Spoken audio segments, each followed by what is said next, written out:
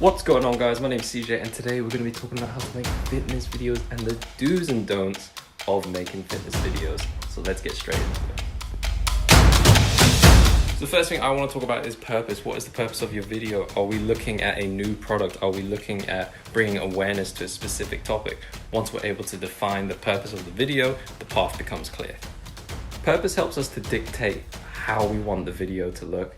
Now that we have that in check, we're able to move on to the next step, which is storyboarding.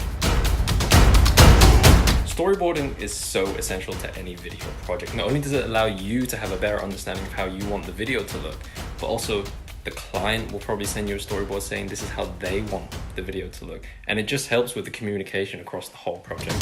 So once both you and the client are happy with how the storyboard looks after going through various changes, now comes the fun part, is when you shoot for the edit.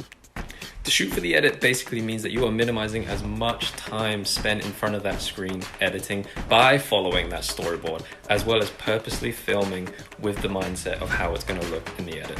To give just a really broad example of what shooting for the edit might be, if you wanted a whip pan transition in the video, instead of having to do it in post, you could just do it in camera by just doing this. So even though you have your storyboard in check and you are ready to start filming, you'll find on the day that it may not look as good as you imagined it in your head, which is why I have the 5 camera angle rule. So the 5 angles or shots that I would typically stick to is an eye level shot, a wide shot, a close shot, a low angle, or a high angle. And those are always the staple 5 that I try to use when filming any scene.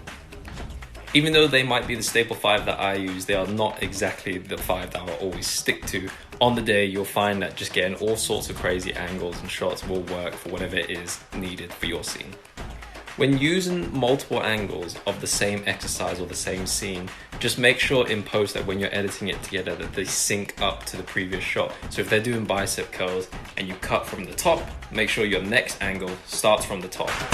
If they're doing the same exercise and it's completely out of sync as it's going from one angle to the next, it would just look so weird to the viewer and it would just throw them off ever so slightly. So we want to keep them engaged throughout the whole thing. So make sure your clips are synced up. Unless it's a completely different exercise and a different surrounding, then don't worry about it. One of the most common shots in fitness videos is some sort of fatigued, heavy breathing shot. Biggest advice I can give to this is try not to fake it. Get them to do something like 20 burpees in a row, holding their breath. Then you'll get the shot that you want. This actually leads me on to my next point, which is don't stop rolling, even if they finish the set. Because you'll find that actually some of the best moments come after they finish their set, when they're walking around, pacing, taking off their hoodie or whatever it is. Those shots can be so crucial. As humans, we register what we hear first before what we see. That's why sound design is very, very crucial to any good video. Make sure you're setting some time aside to pick out some sounds of weights clanging, swinging, heavy breathing, because you'll need those in post.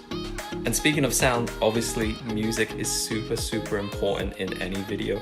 Personally, what I like to do is I like to select the tracks that I'm using beforehand and then visualize in my head how I want those shots to sync up to the beat of that song.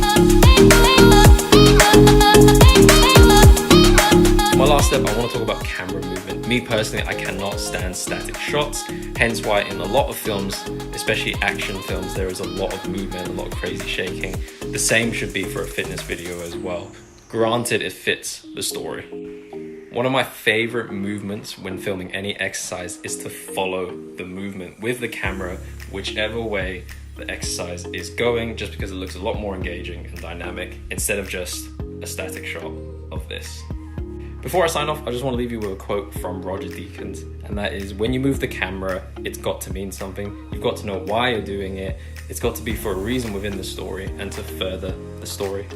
So that's just a small insight into how I think we're making a fitness video. There's a lot more that goes into it. If you guys have any more questions, feel free to ask. I'm more than happy to answer. I want to thank Creative Shore for bringing me onto this platform and allowing me to talk to you guys about making fitness videos.